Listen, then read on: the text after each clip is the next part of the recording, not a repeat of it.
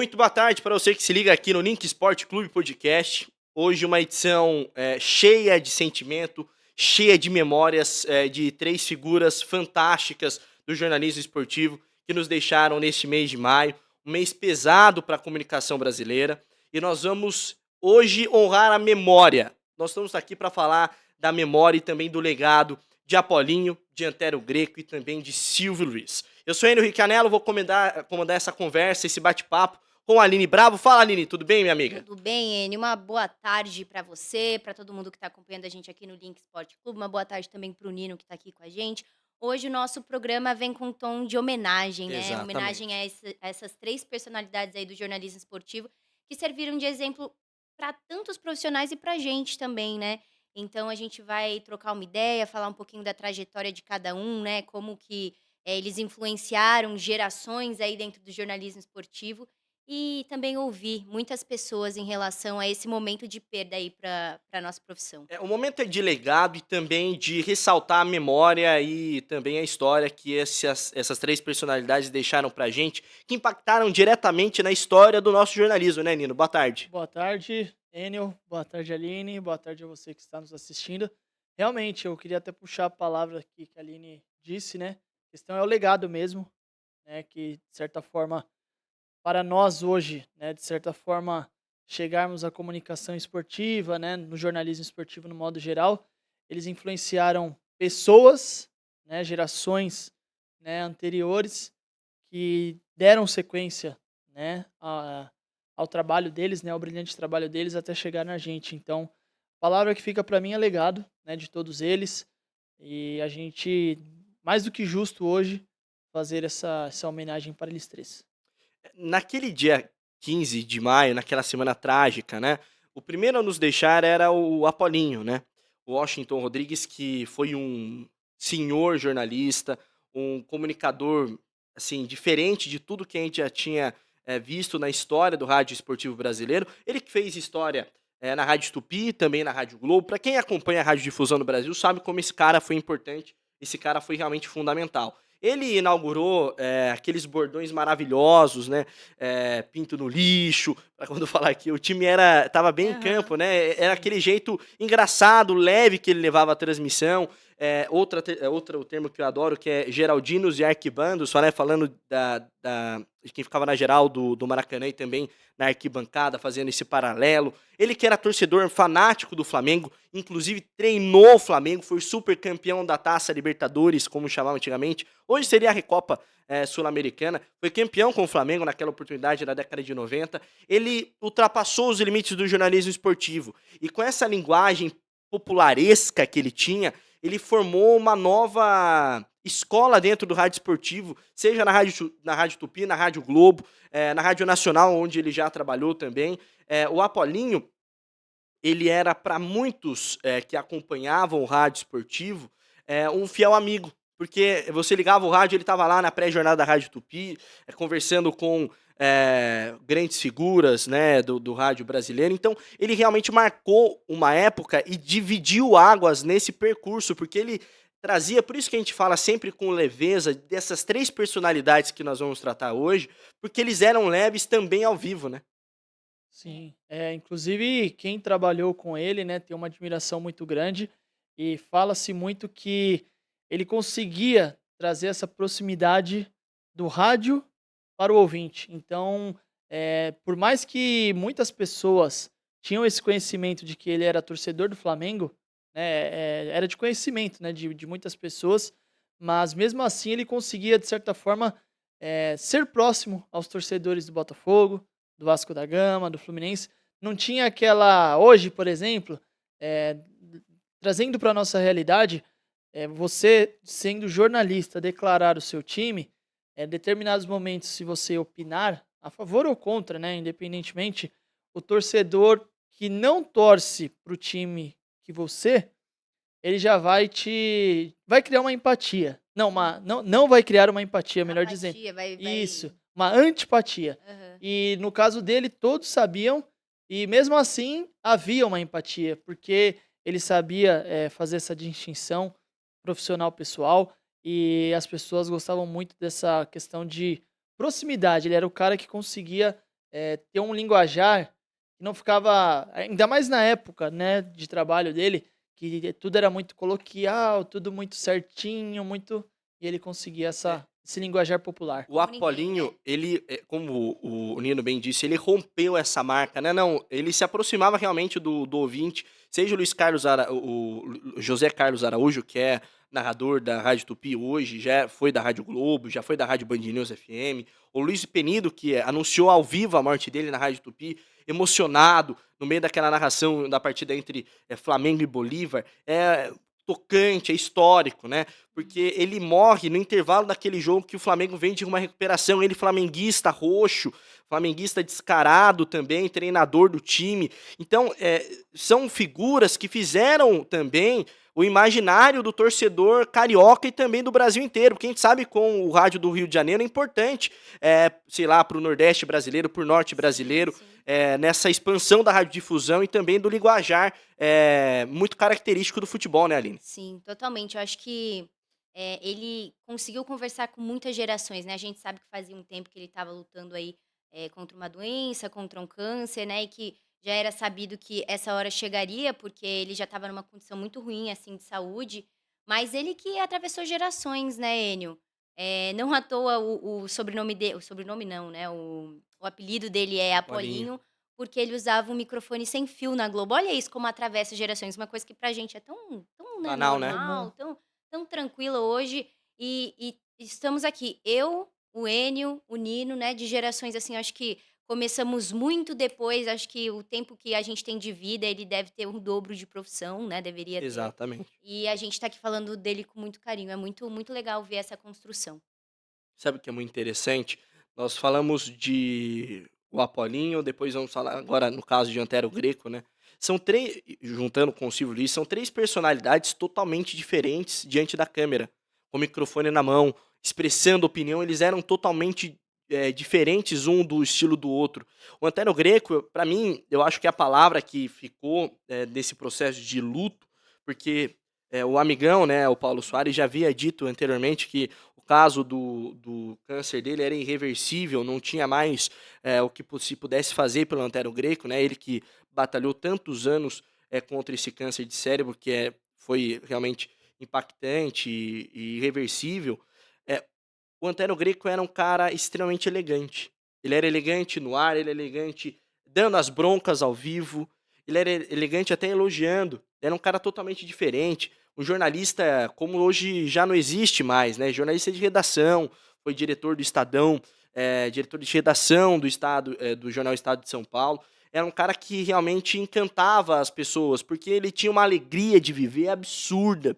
E no ar ele conduzia, ele também, um amigão, né? Formaram essa dupla nas noites da ESPN, mas ele era muito além daquilo também, né? Ele foi tão brilhante que, como poucos, ele conseguiu fazer essa transição do impresso para o televisivo e conquistou o Brasil inteiro, né, Nino? Sim, o talento dele transcendeu, né, digamos assim, a redação escrita, que era algo mais comum à época, né, que ele iniciou o trabalho no jornalismo e, de certa forma, chegou até a televisão. Eu tenho duas coisas assim que me marcam bastante. Uma delas é na época de pandemia, ou período pós-pandemia final ali, teve uma Eurocopa que a Itália ganhou, se eu não me engano, né, recentemente. Sim, sim. E eu lembro porque eu Eurocopa acompanho de 20, foi disputada em 21. isso, eu acompanho, né, a gente acompanha os jornalistas Sim. da nossa área, né, que a gente admira, que a gente gosta. E eu me lembro que eu vi várias postagens dessas pessoas que se encontraram na casa do Antero Greco, se eu não me engano, O foi o Geode, o Geode, Bruno Vicari, o Bertozzi e também o. e teve mais um. Ah, meu Eles estavam em Deus. Eu 4 ou trabalhei com ele, 5. inclusive, nos Jogos Pan-Americanos. O Nardini. O Nardini, eles estavam em 4, 5, lógico, eles até a foto meio que máscara, assim, parecia até meio que Mas sabe que tem uma história muito engraçada por trás dessa foto, né? O Antero Greco tava naquele período de transição da pandemia, ele tava totalmente resguardado, até por conta da Sim, luta contra o câncer e tal. Ele falou que não queria ir, porque ele tava realmente quase numa redoma de vidro. Mas a vontade era tanta de estar com os amigos, e a gente tá falando já no período pós-pandemia, né? nossa. A vontade era tanta de estar com os amigos que ele não resistiu. E foi lá, comprou caixas e caixas de canola e levou no intervalo do jogo, naquela decisão que a Itália se sagrou campeã diante da Inglaterra nos pênaltis, né? Então, se vocês, né, tiverem curiosidade, procura lá desce a timeline dessas pessoas que a gente citou, Oddi, o Jean Oddi, né, o Bertozzi, Nardini, o Bruno Vicari. Vicari, porque cada um fez questão de fazer uma postagem ali, a mesma foto, mas cada um expôs ali o seu sentimento de uma maneira muito legal, todas com viés para o Antero Greco, né, que já vinha numa situação delicada e que de certa forma fizeram questão de estarem juntos. Então, essa é uma das, e recentemente também eu cheguei a trabalhar um período lá na ESPN, e sempre que se falava de Antero Greco, todo mundo assim se comovia na situação de, teve uma leve piora, o Antero hoje respondeu legal, a esposa dele ligou. Então, o que eu acho que era muito legal é que as pessoas se preocupavam bastante com ele, de estar sempre em contato, a família sempre deixava a situação a par, né? Ó, hoje ele tá legal, hoje não tá muito bem, até porque ele fazia questão, isso é uma coisa que eu fiquei sabendo, ele fazia questão de entrar no Sport Center da noite, era de Sim, casa, mas Aham. fazer remoto. ele fazia muita questão de fazer o remoto, porque era algo que ele gostava. Então, o legado que fica aí é trabalho, dedicação e muito amor, né, à Muito profissão. amor à profissão, ele que era Sabe que me chama muita atenção, até para passar a bola para você, Aline, que você vai conversar com todos os jornalistas, companheiros de profissão, você não vai encontrar um que diga uma vírgula em relação ao Antero Greco, não só como profissional, mas como pessoa. São raras as exceções como essa, né? De memória, sim, é ele e o J. Júnior, que é um cara fantástico, sensacional. E o Antero, ele era um cara que cativava pela felicidade, pela leveza, em todas as suas facetas, assim. Ele era um cara leve no ar, cara leve nos bastidores. Até é muito engraçado que ele tinha claustrofobia, né? Ele não enfrentava elevador nem à base de ameaça. E na, na Copa de 2002, eu acho que ele ainda estava no Estadão, se não me engano. E o Estadão pegou um hotel que ficava, o quarto dele ficava no 22º andar. Mas até o 22º andar tinha mais 20 andares abaixo, que era do shopping. Então ele subia de escada 42 andares por dia para ir e para voltar, para conseguir trabalhar. É uma figura dessa, sabe? A gente tá falando dos caras que marcou gerações, que cativou também pela sua simplicidade, né? cativou pela simplicidade e também pela forma como fazia também o jornalismo. É muito leve, muito divertida, né? Acho Sim. que todo mundo já acabou vendo algum corte deles, né? Ali do programa da ESPN na internet, tinha momentos engraçados, né? Que a gente acabava acompanhando. Realmente é uma perda muito grande para o jornalismo esportivo, mas lembrando sempre que eles deixam esse legado muito grande, Sim. né, E então não é um de legado ruim, né? Muito pelo de co contrário, não, né? sim, um legado que a gente pode trabalhar no jornalismo esportivo e fazer esporte de uma maneira muito leve, muito tranquila, né. A gente está falando de 3 pessoas que tiveram personalidades totalmente diferentes, às vezes em algum momento usavam um tom mais sério, mas que, sempre levaram o esporte com seriedade e também com leveza, que eu acho que é uma balança muito tênue, né, às vezes os profissionais acabam pesando de um lado ou para o outro, mas eu acho que são 3 figuras que fizeram isso muito bem. E nessa virada de dia, nós perdemos o Antero Greco, perdemos o Apolinho e também o Silvio Luiz, né? Inclusive, a altura de 89 anos, morreu trabalhando, né? Passou seus últimos dias trabalhando no ar, fazendo aquilo que amava, aquilo que nos fazia sonhar e ficar encantado com a sua vitalidade, também com a sua força de trabalho, né? Um cara que dentro da narração esportiva, eu posso falar com um pouco mais de propriedade em relação à narração, né? Ele coloca uma nova escola que até então era impossível de se imaginar. Ele mesclava o humor e também a sabedoria no ar.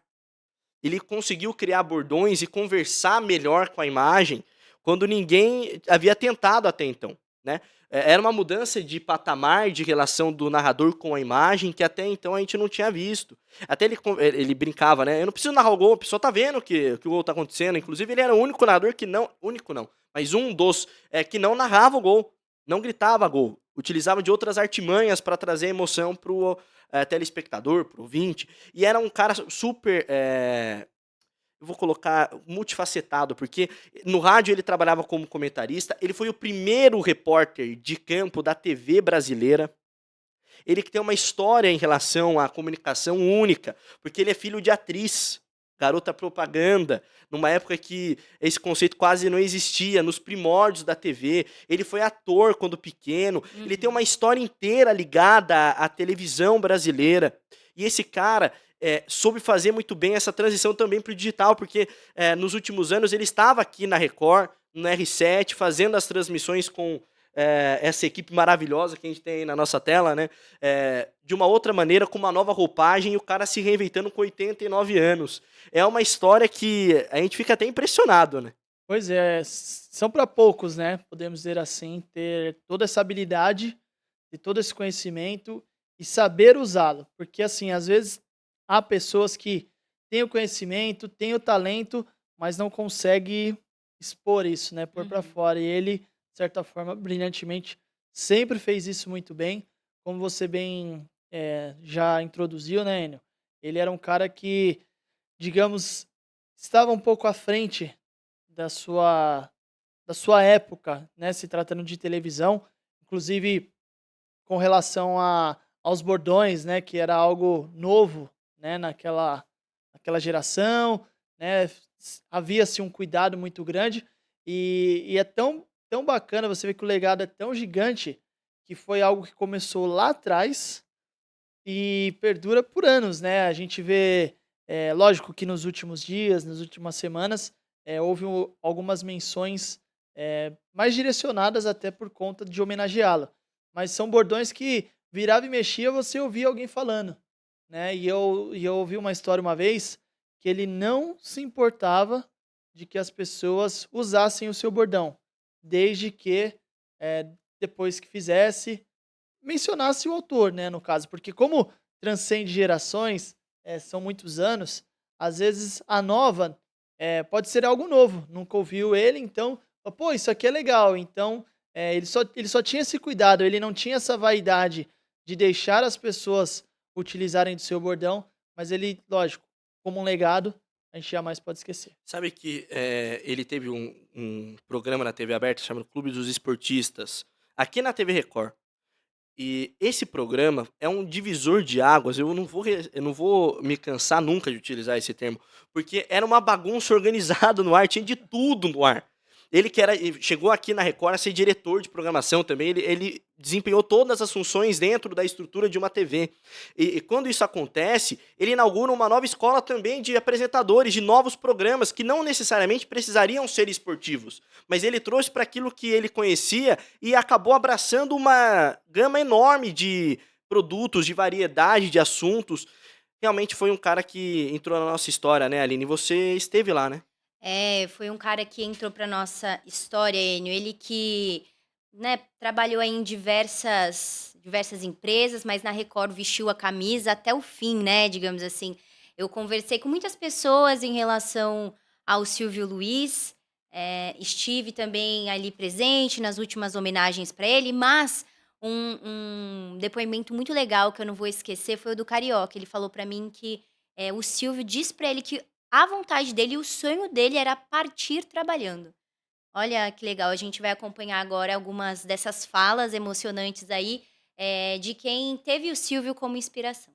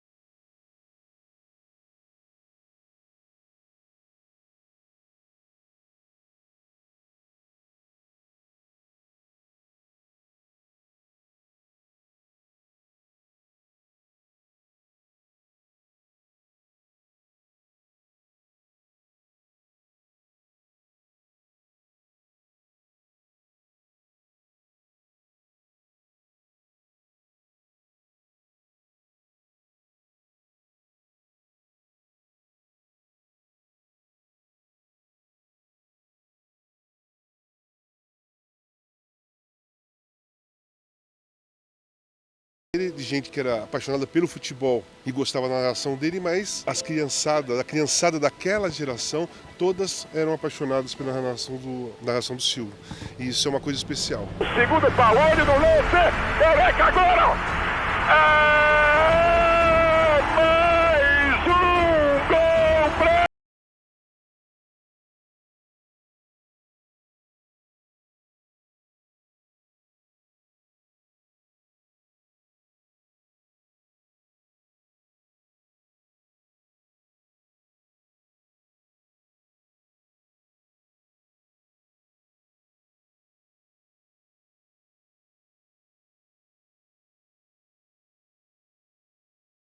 Ele era único, inimitável. O Silvio foi muito inteligente no começo da carreira, quando ele buscou narrar com um estilo completamente diferente para fugir da concorrência, para ser diferenciado. Então, ele agradava crianças, jovens, os adultos de todas as faixas, enfim. Os seus bordões eram absolutamente originais, nasciam naturalmente, não precisava copiar de ninguém. É uma perda lamentável. O Silvio foi um revolucionário. O Silvio é único, inigualável. Quem tentar imitá-lo vai fazer papel ridículo e vai ficar marcado para sempre. O Silvio é daqueles que não morrem, como o Luciano do Vale, ficará para sempre. E a contribuição dele é essa, da criatividade de alguém que quis fazer diferente e fez. E que trabalhou. Com o Silvio, eu não sei te explicar, era uma coisa meio familiar, né? Virou um paizão, um avôzão, sei lá, um melhor amigo, um amigão. O Silvio estava no melhor ano dele. Esse ano ele estava maravilhoso, ele estava... Mas a gente degustou cada segundo, cada momento, cada gol, cada lance. Aproveitar de um gênio, né? Da locução esportiva, da comunicação brasileira. Acho que o Silvio, ele é referência para todos nós, né? O cara que fundou a televisão brasileira, o cara que pavimentou o caminho para todos os profissionais, principalmente da locução esportiva e da crônica esportiva, né? Eu acho que ele inovou e ele pavimentou para todo mundo. Olha, ele enchia muito meu saco e eu enchia o saco dele, né? Ele enchia muito meu saco e eu chegava para ele e falava: Silvio, qual foi a mulher mais bonita do seu tempo? Aí ele, mulher mais bonita, eu falei, tipo Princesa Isabel. Aí ele, vai te cantar, cara. Então, assim, era isso, era bagunça, era entretenimento, era diversão. O Silvio vai deixar muitas saudades, era um amigo que eu falava sempre, quase toda semana. Todo o time baiano dentro da cozinha na Baiana, olho no lance!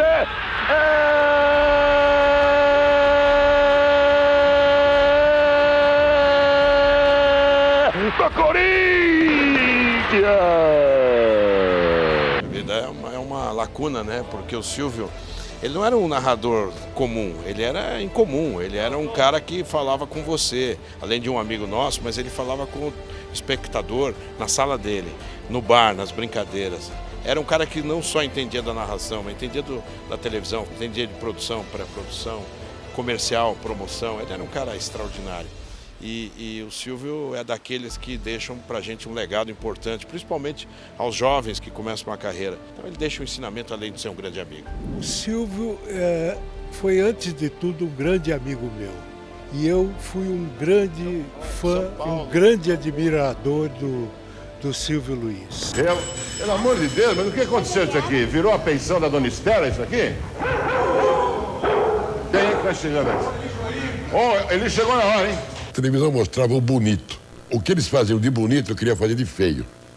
Mas era muito gostoso de fazer. Primeiro que a gente perde um personagem de vanguarda. O Silvio foi muito mais do que um excepcional narrador que marcou a época. O Silvio foi, sobretudo, um inovador em tudo que ele fez. Tá? Ele é, claro, muito lembrado pelos bordões, pelas narrações animadas e tal, mas o Silvio enxergava à frente até do ponto de vista de tecnologia, né? De levar microfone sem fio para o gramado quando ele era repórter. Mas ele foi, sem dúvida nenhuma, o cara de vanguarda. O que se faz hoje de programas engraçadinhos, programas com bom humor e tal, isso o Silvio fazia 40, 50 anos atrás. E eu aprendi demais com ele. Com um personagem que, por exemplo, olhava o trabalho do repórter, do cinegrafista, do diretor de TV, do comentarista, E assim, palpitava e orientava porque ele já tinha feito tudo aquilo. E em cada uma dessas funções ele conhecia mais do que a gente, até porque ele já tinha visto de tudo em televisão. Do Canal 7. Canal 7, boa noite. Muito obrigado a você, América. No Brasil, no jornalismo esportivo, para a televisão e comunicação brasileira. Na própria Record, ele começa como tudo. Ele faz pauta, ele faz câmera, ele dirige um especial que virou até DVD do Ray Charles. Ele é o diretor de TV, é pauteiro, apresentador, jurado, narrador, comentarista, é gênio. Um dos profissionais mais completos da história da TV brasileira. E no futebol, dentro de campo, além de ser o primeiro repórter de campo, ele foi árbitro, não tão bom, mas como narrador a partir dos anos 70, naquele timaço da Record com Pedro Luiz e o Flávio Prado, ele fez história, me ajudou a fazer a história, porque eu era muito fã, e por 6 anos nós trabalhamos juntos comentando um videogame, o PES. Pô, aí estreitou ainda mais a relação de um craque como narrador, como homem de televisão, de rádio também, como colega e como amigo, como parceiro, o cara que nos dava dicas, e o Silvio eu só me lembro de gargalhadas. Talvez haja alguém próximo do Galvão, alguém próximo do Luciano pelo estilo, mas pelo jeitão, pelo jeito, não vai ter ninguém igual ao Silvio Luiz. Mas eu gosto de contar uma que pouca gente sabe, agora está sabendo, que em 2000 eu pirou as cordas vocais e estava aprendendo a falar, imagine narrar. E ele voltou a falar, voltou a narrar, e eu tive o privilégio de fazer muitas dessas transmissões e via o esforço de alguém de mais de 70 anos como um jovem. Eu acho que esse é o maior legado do Silvio. Ninguém vai conseguir imitá-lo, mas se alguém imitar com a força, com a coragem, com a vontade de ser sempre jovem e eterno, pelas barbas do profeta, pelo amor dos meus filhinhos, netos e bisnetos e tantos órfãos agora, que o Silvio seja o que ele já é, eterno. Câmeras em mim, por favor. Atenção. Atenção! Teve alguns que saíram para fazer cor. Atenção. Fecha mais. Uma pergunta. Nossa Senhora. Uma pergunta. O que é que deixa os dentes limpos? Como? Escova de dente! Nosso comerciante, por favor. Bom, primeiro que minha relação com o Silvio Luiz começou quando eu era criança. O Silvio, para mim, é meu ídolo. O Silvio, para mim, é o cara que trouxe a irreverência, o bom humor para o futebol, sem nunca deixar o lado sério, a credibilidade dele. O Silvio inovou. O Silvio era um cara que, eu lembro, na Record, quando ele transmitia, quando ele narrava os jogos na Record, o jogo estava muito ruim, mas muito ruim. Aí tocava o telefone. Na época ainda era... Ô, quem tá falando aí? Daí o Silvio conversava, às vezes era um merchan, às vezes era ele conversando, e o jogo rolando.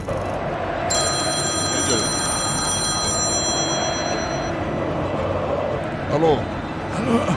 Pois não? É o oxigênio.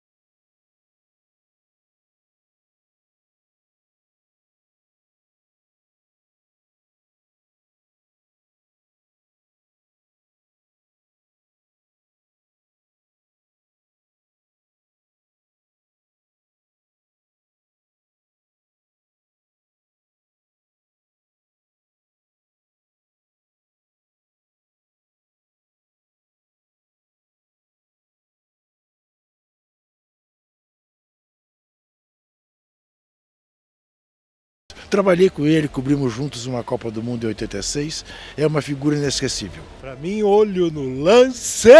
Quando eu conheci o Silvio Luiz, narrador de futebol, eu morava em Araçatuba, né? Então a gente não tinha tantos jogos de futebol para ver como tinha hoje, né? E aí, quando eu vi aquele cara falando, pelo amor dos meus filhos, falei, pô, aquilo foi um impacto, eu adorava ouvir aquilo, né? Foi ele! Olho no lance, são várias. Pelas barbas do profeta, o que eu vou dizer lá em casa, Silvio? Obrigado, cara. Obrigado por ser meu ídolo, por me ajudar tanto na minha carreira e ter a oportunidade de encerrar com você uma história tão linda, um exemplo para todos nós profissionais da televisão, da comunicação. Muito obrigado, Silvio Luiz. Te amo para sempre.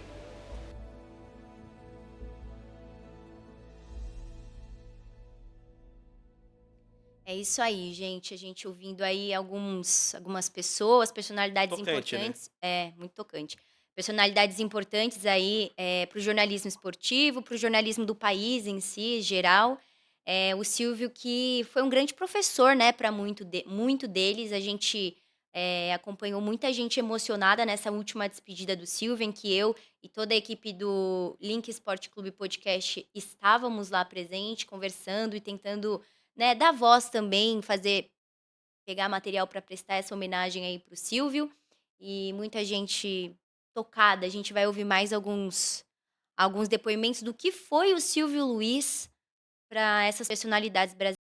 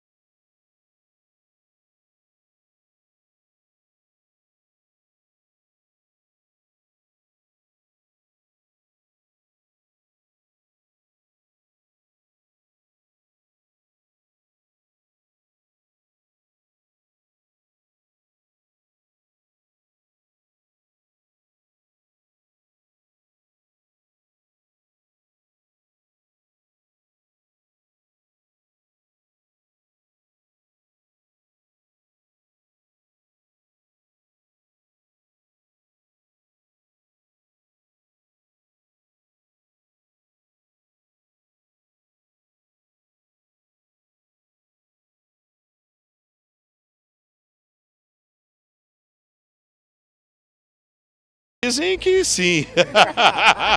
Eu acho que sim, porque ele me cornetava, sabia? Ele às vezes me ligava, tá errado isso aqui, corrija aquilo ali. O Silvio, ele era um amante do futebol, né?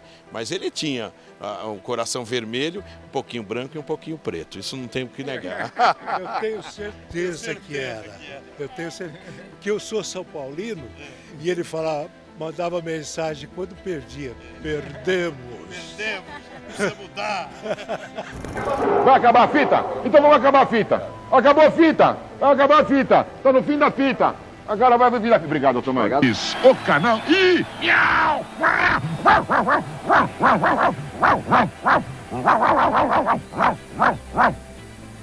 Para aqueles que acreditam, ainda bem que o gato não é preto, né? O gato... Ele é, claro, muito lembrado pelos bordões, pelas narrações animadas e tal, mas o Silvio enxergava à frente até do ponto de vista de tecnologia, né? De levar microfone sem fio para o gramado quando ele era repórter. O Silvio, salvo algum lapso de memória, era o último personagem que esteve no campo de jogo na final da Copa de 62, e uma vez falei, Silvio, vamos falar mais sobre isso, a minha memória não é tão boa assim e tal. Mas ele estava lá quando o Brasil foi campeão. O Silvio, ele fez muitos programas de variedades, ele foi um dos pioneiros da TV brasileira, né? A gente está falando no começo dos anos 50. Ironicamente, o Silvio, ele teve como aí agora o último momento dele no ar, pela Record, que foi exatamente o microfone que marcou, né, a fase mais exuberante e inicial da carreira dele, inclusive. O Silvio foi fundamental na minha carreira, eu trabalhei em dupla com ele por mais ou menos uns 5 anos, entre 2005 e 2010, e a gente fez inúmeros campeonatos internacionais, jogos de seleção brasileira, e eu aprendi demais com ele. E aí, convivendo com ele naquelas transmissões, e ele com aquela variedade toda de bordões, era uma coisa assim divertidíssima, e eu tinha o maior prazer do mundo em trabalhar com ele. Então, e é muito legal a gente poder contar um pouco disso, né? As primeiras transmissões da televisão. E o Silvio Luiz já chega na sequência participando, né, da TV aqui na Record. Aqui não, lá na Record.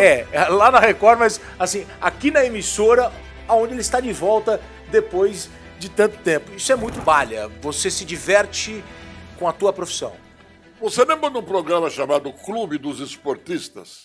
Era uma sala de visita onde você recebia convidados. Todo o cast esportivo da Record trabalhava. Mas você convidava os caras. Cada integrante do departamento tinha a obrigação de trazer um convidado.